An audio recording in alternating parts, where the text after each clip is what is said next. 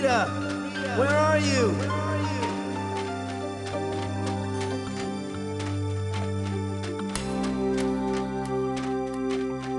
Help me, Mike. Help me, Mike.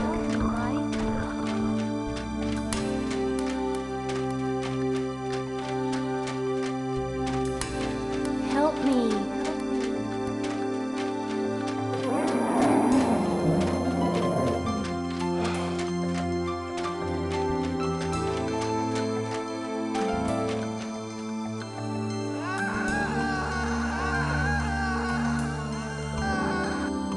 It's the same dream, night after night. I'm searching for Rita in the dark world, but something unspeakable starts chasing me. I never make it back through the portal in time. It's been more than a year since I foiled the Ancients' plans to grow an alien embryo in my brain, and still the dark world haunts me. Rita's murder is just the latest reminder that no place is safe from the darkness. Not even my hometown.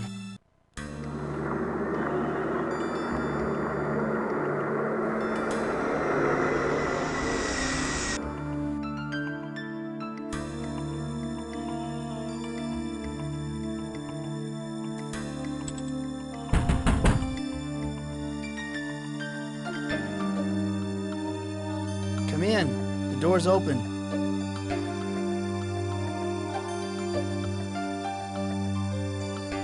Your mother let me in, Dawson. I had some more questions to ask you about the murder.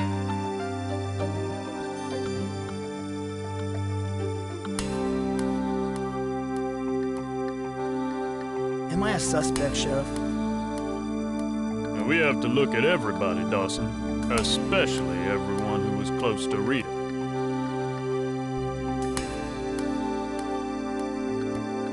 Rita and I weren't that close, Sheriff. Now, we all know you and Rita were an item back in high school. That was 15 years ago. I moved away and only came back recently. Yes, we checked. You headed up an advertising agency in Frisco, but you've been living with your mother for the past year.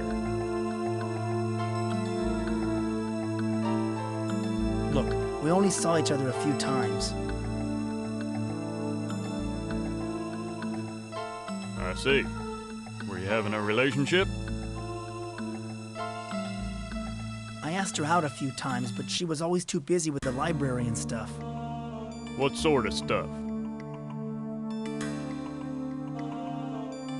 She always had, I don't know, stuff to do. That's not an answer. She had some kind of reading group she always went to. And did you ever attend one of these reading group meetings? No, I don't like being around other people these days. So, you were always trying to get alone with her. Well, I sort of wanted to have a relationship, but Rita didn't.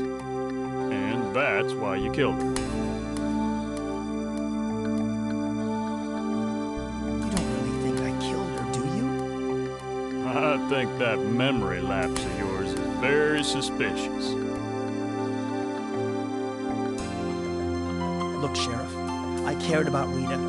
I want to find out who killed her as much as you do. Just how much did you care for Rita? We weren't intimate, if that's what you're getting at. I see.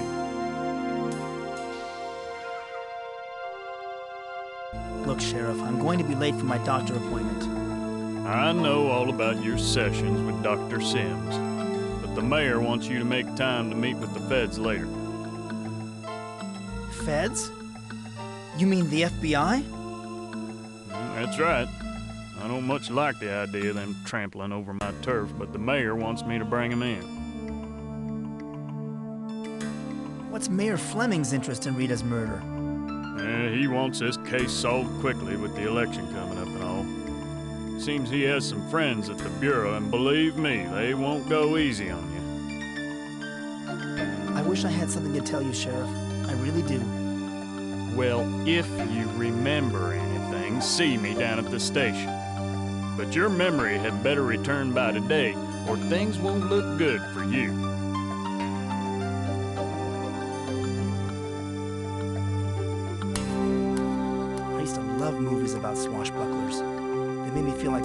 hero.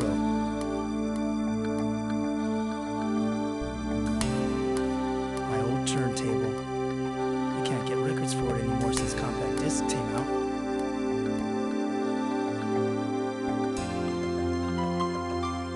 It smells good in here. Mom must be cooking something special.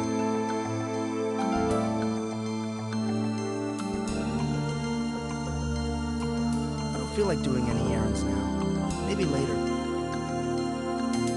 Mom always loved this drawing I made as a kid. Too bad she doesn't care as much about my writing.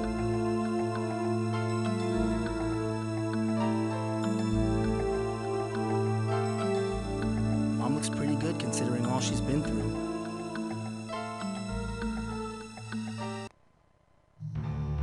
Morning, Mom. So it takes the sheriff to wake you up, Mike?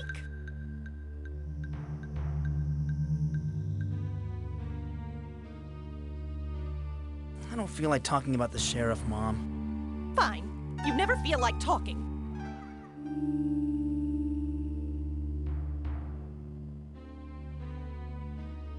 You know, you woke me up with all those pots banging. Sorry, Mike, but it's time that you got up. The sun has been shining for hours. Gosh, Mom, you treat me like I'm in high school again. Well, then start acting your age. You came home to recover from your nervous breakdown, which is fine, but you've been here for a year now. When are you going back to your job? But I have an extended sick leave for as long as I need it. Well, I think you've recovered from whatever it was. I don't know what happened to you in that old house in California, but surely it couldn't have been that bad. You're ashamed of me, aren't you? No, son, I'm not ashamed of you. I just wish I knew what was bothering you. You were always full of energy and life. Since that nervous breakdown, all you do is stare at the walls. I'm having a hard time getting motivated. You know, Mike, you're late for your doctor appointment. You're never going to snap out of your depression unless you see the doctor. And after that, I'd like you to do some errands for me. I don't feel like talking anymore, Mom. I'll see you later. Fine. You say that every morning. Please don't be late for supper. By the way, Mom, thanks for taking care of me this past year. I love you, Mike. I just want you to get well again.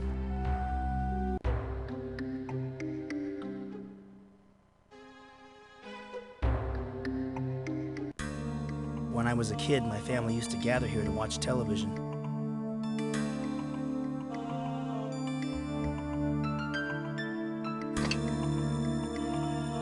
On giving hot lunches to the school children.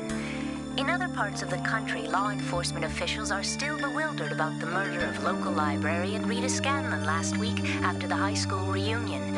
When asked about potential suspects, Sheriff Willard Butler replied, Michael, you and your kind are in grave danger once again. The ancients have returned. I am sending something to assist you. You must act quickly. warned that this is the second local death this year, and residents should always be alert. On the national news scene, There's someone at the front door.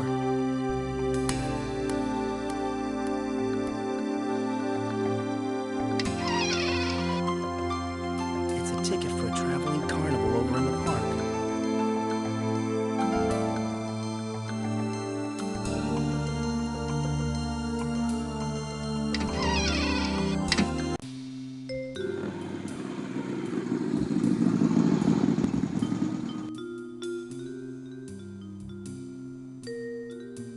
Hey, that's Jack.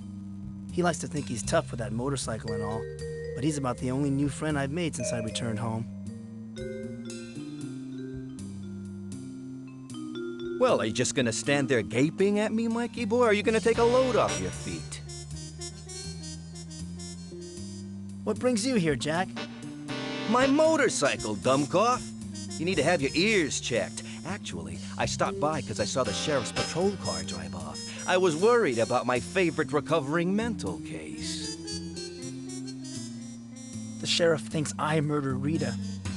Yeah, I know. I overheard Deputy Brown talking in the diner. You're the #1 suspect. You overheard the deputy? That's great. Everyone must know by now. It's a small town. People talk. But that could work to our advantage. I have a plan. What should I do? Not to worry, Mikey boy. I've been giving your situation some thought, and I think there are some things Sheriff Butler overlooked.